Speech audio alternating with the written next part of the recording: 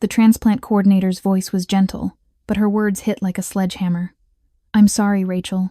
Your father's kidney is failing faster than we anticipated. We need to schedule the transplant within the next 2 weeks, or we'll lose our window."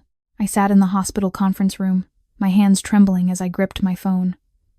Dad had been on dialysis for 18 months, and I'd been his perfect match. The surgery was scheduled for Saturday, June 15th, 2 weeks from today. "I'll be there," I told her. "Whatever he needs."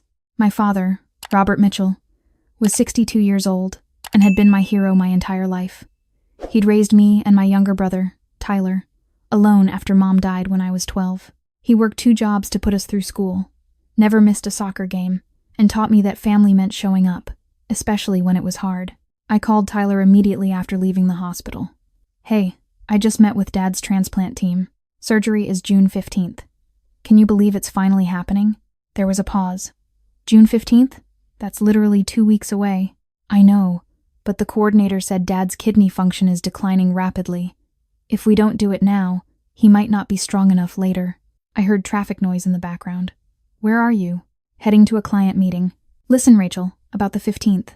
He trailed off. My stomach dropped. "What about it?" "Melissa and I sent out our wedding invitations 6 months ago. The wedding is June 15th, in Napa Valley. Remember?" I did remember. Tyler and his fiancée Melissa had been planning their destination wedding for over a year. The venue was a stunning vineyard, the kind of place that got booked 2 years in advance.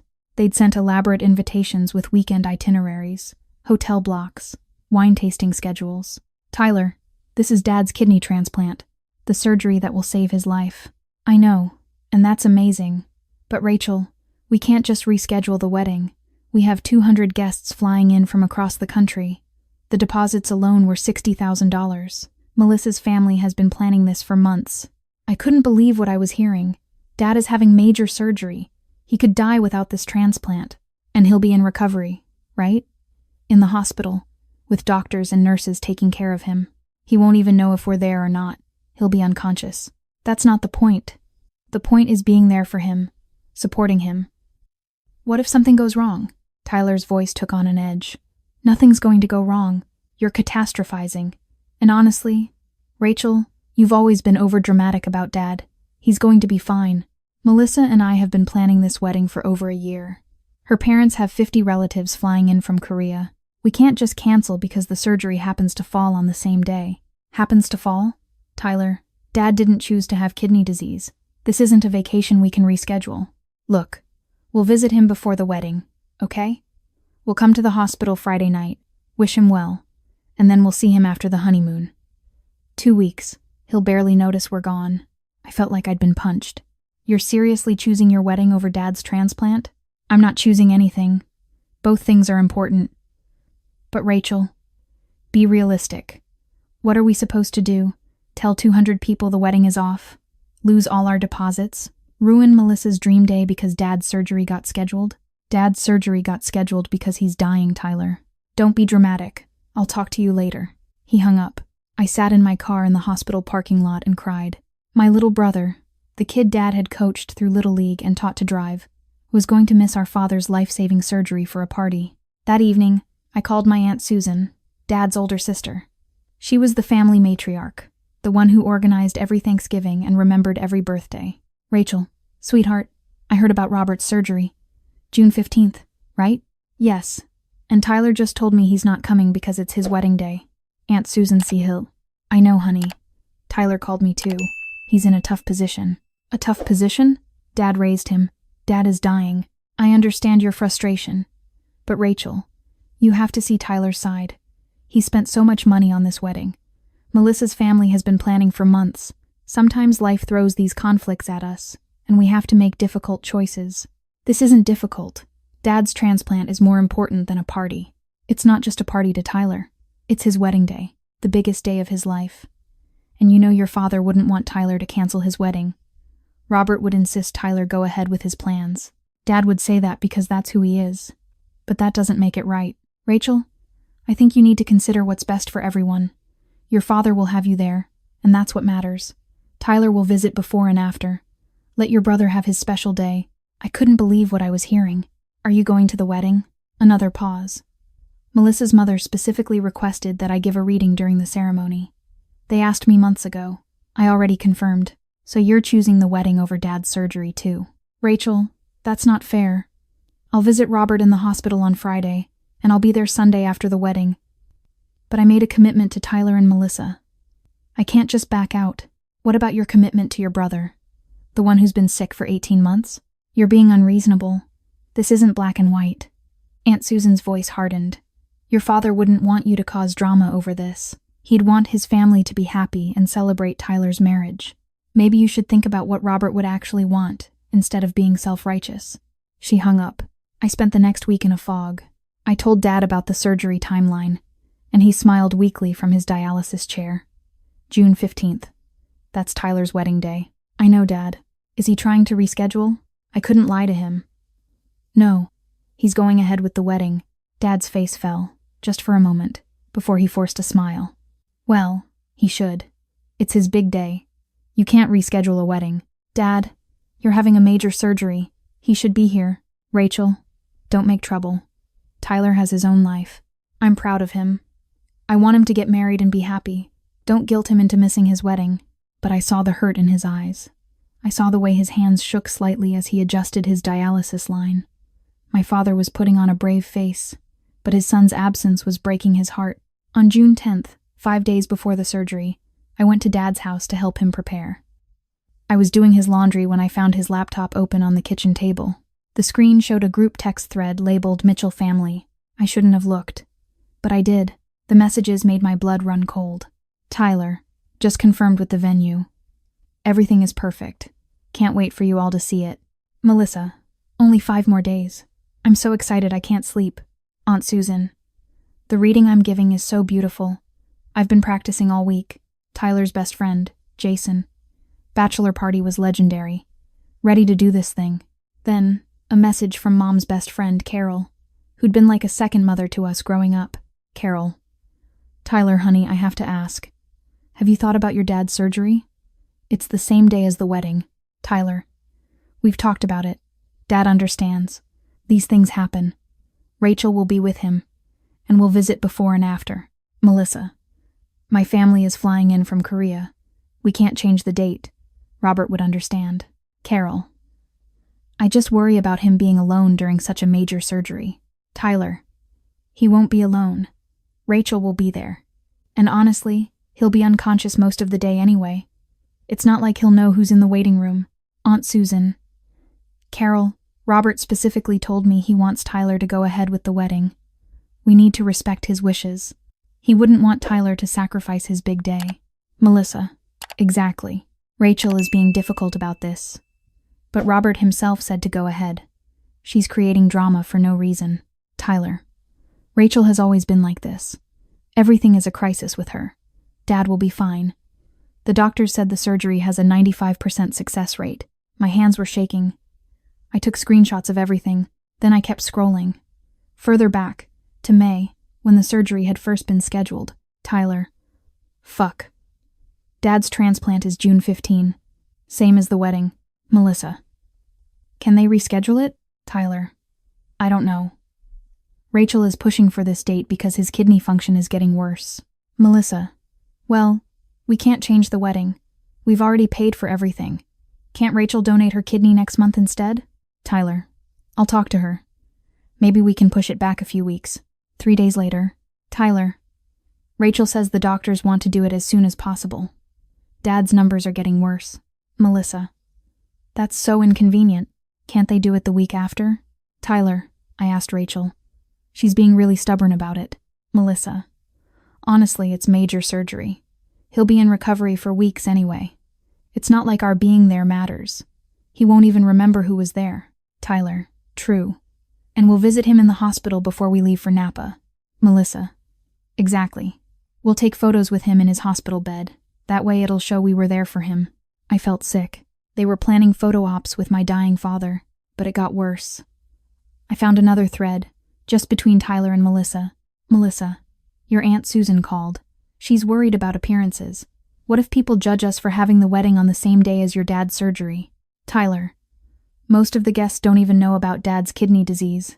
We just won't mention it. Melissa. What about your family? They'll know. Tyler. They already RSVP'd.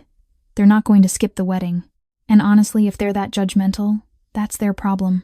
This is our day. Melissa. You're right. I'm not letting Rachel's guilt trip ruin our wedding. We've worked too hard for this. Tyler. She'll get over it. She's just being dramatic because she's always been Dad's favorite. I read that last line 3 times. Dad's favorite. That's what Tyler thought. That all of this was about some sibling rivalry, not about our father's life. I took screenshots of everything and sent them to my own phone. Then I closed the laptop and sat in Dad's kitchen, trying to process what I'd just read. My brother wasn't just prioritizing his wedding. He was actively dismissing Dad's surgery as an inconvenience. He was planning to take photos with Dad in his hospital bed, not out of love, but for appearances. He thought I was being dramatic. The surgery was in 5 days. I made a decision. That night, I called my best friend, Jennifer. She'd been my roommate in college, and was now a lawyer specializing in medical malpractice. We met at a wine bar near her office. Okay, she said after I showed her the screenshots. What are you thinking? I'm thinking I want my brother to understand what he's doing, to face consequences. What kind of consequences? I took a breath. Tyler works at a venture capital firm. He's up for partner this year. His whole career is built on his reputation for being reliable, ethical, someone who honors commitments. Jennifer raised an eyebrow. Go on. What if his colleagues knew he was skipping his father's life-saving surgery for a party? What if clients knew? Rachel, that's nuclear. You're talking about potentially destroying his career. He's destroying our father's heart. Dad won't say it, but I see it in his face. Tyler is choosing a party over being there if something goes wrong, over supporting the man who raised him alone, who worked 2 jobs so Tyler could go to college debt-free, who taught him to tie his shoes and ride a bike and drive a car. My voice cracked. Tyler wrote in his wedding vows about how Dad taught him the meaning of family. Jennifer, I read the draft. He's going to stand up at that wedding and talk about family commitment while Dad is alone in a hospital bed. Jennifer was quiet for a long moment. What do you want me to do? I want you to help me write an email. Something professional, factual, and devastating. We worked on it for 2 hours. The email was a masterpiece of restrained fury. It detailed the situation, included screenshots with identifying information redacted, and posed a simple question. Is this the kind of person who should represent your firm's values? I sent it to Tyler's boss, 3 senior partners at his firm, and the 2 biggest clients he was currently courting. I sent it from a burner email account. The subject line was simple. Character concerns regarding Tyler Mitchell. Then I created a Twitter thread. I didn't use names, but I laid out the entire situation. My brother is skipping our father's transplant surgery for his wedding. Here's the text messages where he calls it an inconvenience. I included the screenshots with names blurred. The thread went viral. Within 24 hours, it had 50,000 retweets. People were outraged. Comments poured in. This is the most narcissistic thing I've ever heard. I hope someone shows this to the bride. She needs to know who she's marrying. The fact that they wanted photos with the dad in his hospital bed. I'm disgusted. Family isn't about blood. It's about showing up. This brother failed. Someone found Tyler's LinkedIn and started messaging his connections. His company's Facebook page was flooded with comments asking about their values. On June 13th, 2 days before the surgery, Tyler called me. What the fuck did you do? His voice was shaking with rage. I don't know what you're talking about. Bullshit. Someone sent screenshots to my boss. Our clients are pulling meetings. The senior partners called me in today and asked if it was true that I'm skipping Dad's transplant for my wedding. Rachel, did you do this? Did you skip Dad's transplant for your wedding? That's not the point. You had no right to involve my work. This is family business. You made it business when you called Dad's surgery an inconvenience. When you and Melissa planned photo ops for appearances. When you said I was being dramatic. Silence. You went through Dad's laptop. I did. And I saw exactly what you think of our father. So I thought your colleagues and clients should know too. After all, you're always saying character matters in business, right? Rachel, you don't understand. The wedding cost $80,000. Melissa's parents will kill us if we cancel. I could lose my partnership over this, and Dad could lose his life. But sure, let's talk about your partnership. Please. I'm begging you. Call them and tell them it was a misunderstanding. Tell them I'm going to the surgery. I'll figure something out with Melissa. No, Rachel, please. They're threatening to pass me over for partner. My reputation is destroyed. Clients are asking for new account managers. You're ruining my career. You ruined it yourself. I just made sure people knew the truth. I'll never forgive you for this. Good. I'll never forgive you for what you did to Dad. He hung up. The next day, June 14th, the day before the surgery, Tyler showed up at Dad's house. Melissa was with him, her face red from crying. Dad was resting in his recliner when they arrived. I was in the kitchen making him soup. Dad, Tyler said, his voice breaking. I'm so sorry. I'm not going to the wedding. I'll be at the hospital tomorrow. I promise. Dad looked up, confused. Tyler? What about Melissa's family? The venue? We're postponing.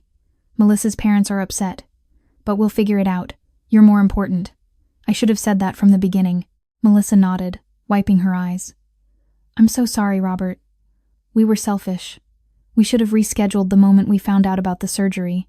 Dad's eyes filled with tears. He reached for Tyler's hand. You didn't have to do that. Yes, I did. Rachel helped me see that. Family means showing up. I stood in the kitchen doorway, watching this performance. Tyler glanced at me, and I saw it in his eyes. He wasn't here because he'd had a change of heart. He was here because his career was imploding and this was damage control. Dad didn't need to know that. The surgery on June 15th went perfectly. I was in the waiting room at 5 a.m. Tyler and Melissa arrived at 6, both looking exhausted. Aunt Susan came at 7, along with several other relatives who'd originally RSVP'd to the wedding. The surgery took 8 hours. Dad came through beautifully. The kidney started functioning immediately. The surgeon said it was a textbook case. Tyler and Melissa stayed for 2 hours after Dad woke up, then left to deal with the wedding cancellation.